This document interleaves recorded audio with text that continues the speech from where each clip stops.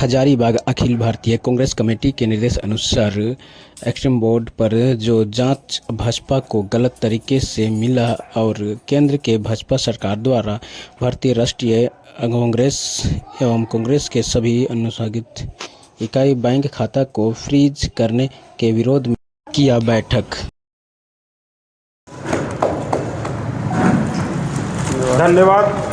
लड़ाई पर विश्वास कर रही है जिसमें सिर्फ और सिर्फ एक ऐसा रेस वो जीतना चाहती है जिसमें बाकी कोई कंपटीशन में रहे ही नहीं। या तो वो अकेले रेस दौड़ करके जीत जाए और या नहीं तो सारा सुविधा और साधन उनके पास में रहे और सबसे स्वस्थ जो है उनके धावक रहें और बाकी लोग लंगड़े घोड़ा के तरह चले। यानी वो चुनाव की परिणाम का निर्णय पहले कर लेना चाहते हैं।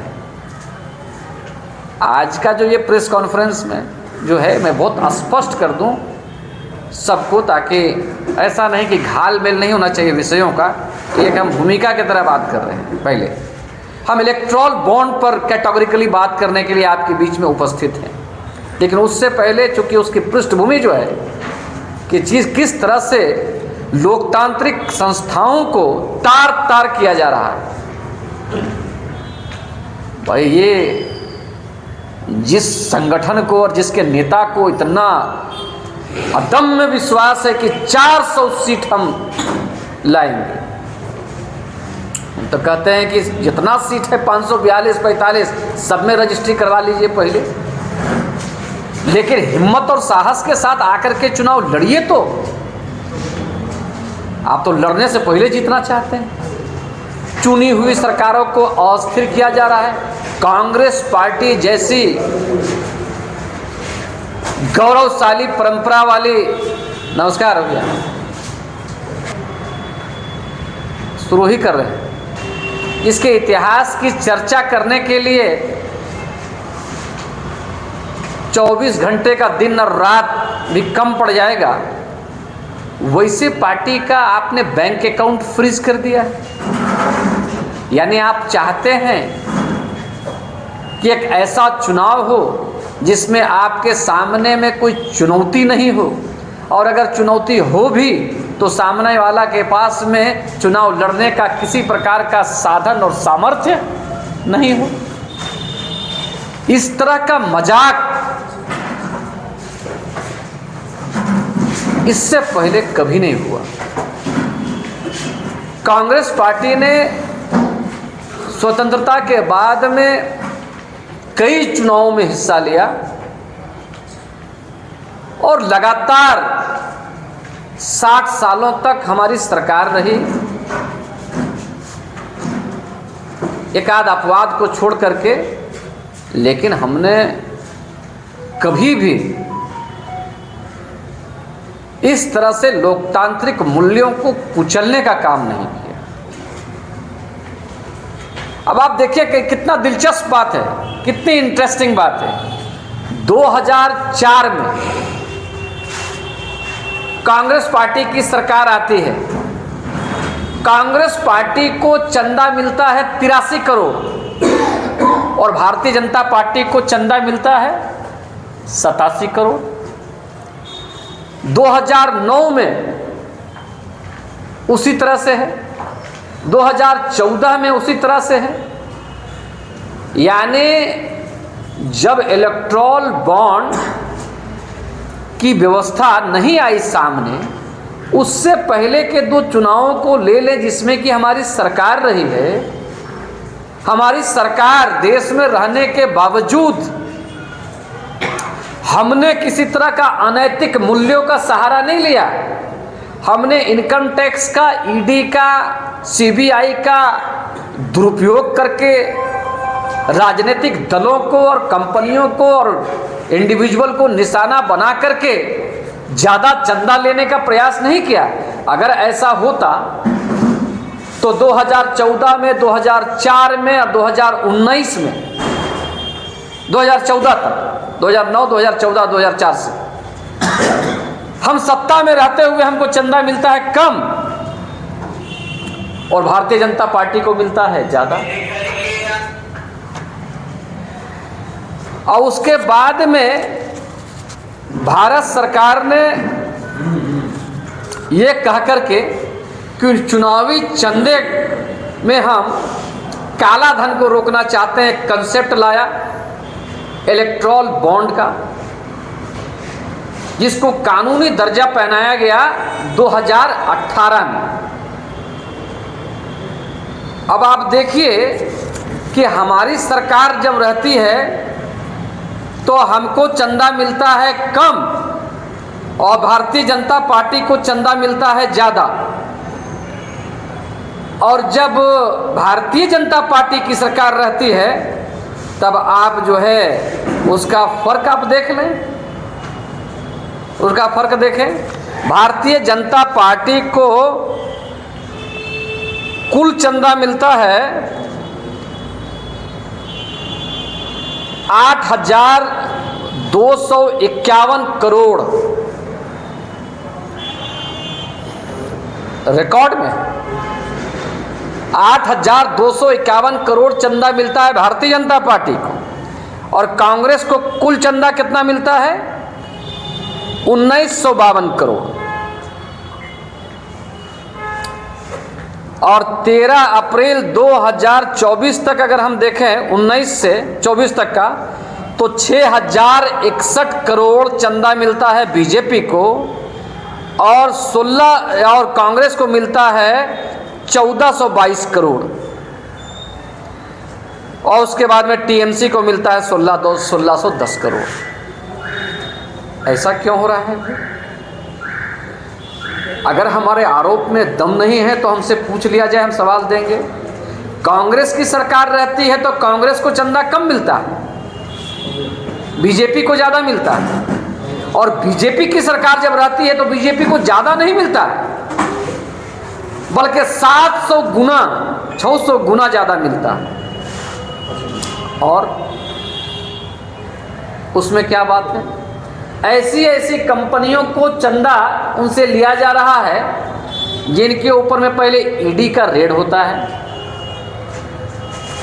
आईटी का रेड होता है, और उसके बाद में उससे चंदा उगाही की जाती है। एक बहुत बड़ी गेमिंग कंपनी है, गेमिंग कंपनी 1368 करोड़ रुपए का चंदा ये दिया है। भारतीय जनता पार्टी को बड़ा हिस्सा है, हो सकता है किसी और को भी मिला हो चंदा, लेकिन फ्यूचर गेमिंग कंपनी के ऊपर में ईडी का रेड होता है और उसके बाद में इसको सहूलत प्रदान करने के लिए इससे हजारों करोड़ रुपया का चंदा ले लिया जाता है। उसके बाद में ऐसी ऐसी कंपनियां भी हैं जिनका नेटवर्थ माइनस में है, यानी कुल जमा पूंजी माइनस में है, और चंदा कितना दे रहा है अशोक भैया? 500 करोड़। उसके बाद में किस तरह से हमारे नेताओं ने ठीक कहा कि एक पूरा इसका क्रोनोलॉजी बनाया कि पहले आईटी का ईडी का रेड मारिए, उसको परेशान कीजिए, गिरफ्तार करने की कोशिश कीजिए, उसके बाद में उसको उससे चंदा लीजिए, उसके बाद में उसको काम आवंटित कीजिए। मेगा इंजीनियरिंग महाराष्ट्र में बोरीवली से लेकर के थाने तक इसको रोड टनल बनाने का काम दिया गया है, संभवतः 14-15 हजार करोड़ का। और उसके बाद में इससे 500 से 1000 करोड़ रुपए तक का चंदा लिया गया। यानी ऑन रिकॉर्ड है कि 30 ऐसी कंपनियां, ऐसे कॉरपोरेट जगत के लोग जिनके ऊपर में विभिन्न धाराओं में या तो ईडी या आईटी के ऊपर केस चल रहा था, उसमें से 14 माने 30 में से 14 कंपनियां थी जिनके ऊपर में तरह तरह का केस चल रहा था, और उनसे पूरा चंदा उगाही, चंदा वसूली किया गया है। इसलिए हमारे नेता ने कहा, राहुल गांधी जी ने, कि एक सुनियोजित षड्यंत्र और एक तरह से रुपया बटोरने का एक बाजाप्ता रैकेट बनाने का काम भारतीय जनता पार्टी की सरकार ने। राजनीतिक दल चिंतित हैं, पूरा विपक्ष चिंतित है। जिस प्रकार से भारतीय जनता पार्टी देश में लोकतंत्र को कुचल रही है और आने वाले लोकसभा चुनाव को इस तरह से जीतना चाहती है कि लड़ने के लिए सिर्फ एक ही खिलाड़ी मैदान में रहें और रेस से बाकी लोग वैसे ही भाग जाएं। जिस तरह से कांग्रेस पार्टी के बैंक अकाउंट को फ्रीज किया गया और जिस तरह से इलेक्टोरल बॉन्ड को सुप्रीम कोर्ट ने गैर कानूनी करार दिया और पब्लिक डोमेन में सारी बातें को लाने के लिए सुप्रीम कोर्ट को जिस तरह से कंटिन्यूअसली दबाव डाला गया, तब ये बात सामने आई कि किस तरह से इलेक्टोरल बॉन्ड के मामले में राजनीतिक दलों को जो चंदा मिला उसमें 60% से ज़्यादा चंदा अकेले भारतीय जनता पार्टी को मिला है।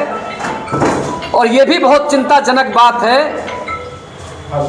कि जो क्रोनोलॉजी चंदे का है कि पहले आईटी का रेड, इनकम टैक्स का रेड, उसके बाद में कार्रवाई, उसके बाद में चंदा और उसके बाद में फिर उसको छूट। पहले आप उसको डराइए कॉर्पोरेट जगत के लोगों को, संस्थाओं को, उसके बाद उनको ठेका दीजिए, उनको दवा बनाने के लिए दीजिए, उससे पैसा लीजिए। तो ये पूरा मामला इस बात को बता रहा है कि इलेक्टोरल बॉन्ड सुनियोजित तरीके से एक तरह से पैसा को बटोरने का और लूटने का बाजाप्ता एक रैकेट भारतीय जनता पार्टी ने बनाया था, जिसको एक कानूनी जामा पहनाने का काम, आवरण बनाने का काम 2018 में दिया गया था।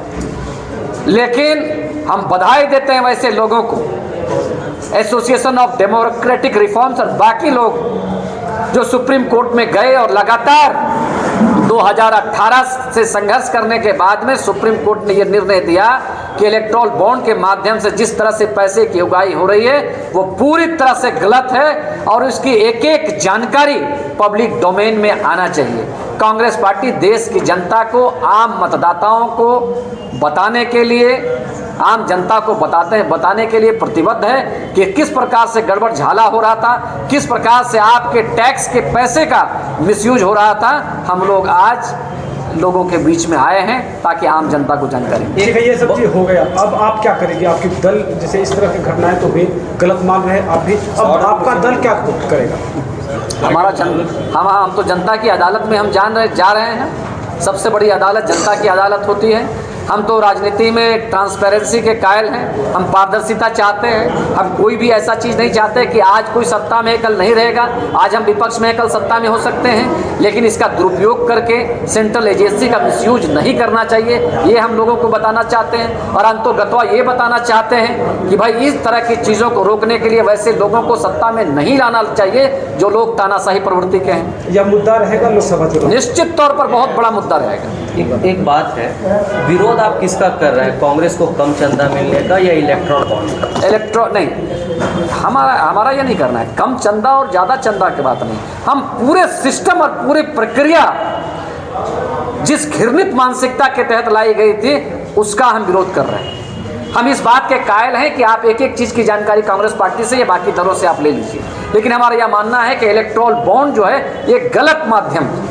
एक बड़ी बात आपने कहा कि लोकतंत्र की हत्या और बलात्कार हो रही है। बिल्कुल, निश्चित तौर पर लोकतंत्र की हत्या और बलात्कार हो रही है, इसलिए कि जो केंद्र में बैठी हुई सरकार और भारतीय जनता पार्टी के नेतृत्व में जो सरकार चल रही है वो इस देश के अंदर में ऐसी तानाशाही प्रवृत्ति इन्होंने बढ़ावा कर दिया जिसमें कि चुनावों में ये फेयर गेम नहीं चाहते हैं, ये फेयर इलेक्शन नहीं चाहते हैं। अभी तो एक चिंता का विषय जो तरह तरह का बना ही हुआ है, अब आप चुने हुए मुख्यमंत्रियों को जेल में डालने का काम कर रहे हैं। ईडी को और आईटी को और सीबीआई के माध्यम से लोगों के ऊपर में दबाव डलवा करके और सरकार को बदलवा रहे हैं, विधायक सांसदों को बदलवाने का काम कर रहे हैं, उनको जेल भेजने का काम कर रहे हैं, चुनाव को प्रभावित करने का काम कर रहे हैं। तो लोकतंत्र का बलात्कार तो हो ही रहा है।